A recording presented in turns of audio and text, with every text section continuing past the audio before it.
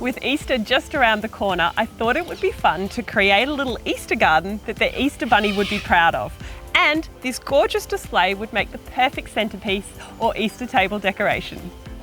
Choose a nice pot with a wide top so that you can fit more in, and of course make sure that it's got a drainage hole. Once you've filled it with potting mix, it's time for the plants. I'm going for a mix that Peter Rabbit would approve of: herbs, veggies and some pretty flowers. But you can use whatever you fancy. Now, of course, it can't be a true Mr. McGregor garden if it hasn't got a tempting white picket fence for the rabbits to climb through. So I've just made these out of popsicle sticks and painted them white. I did these the other day with my youngest son and it was great fun.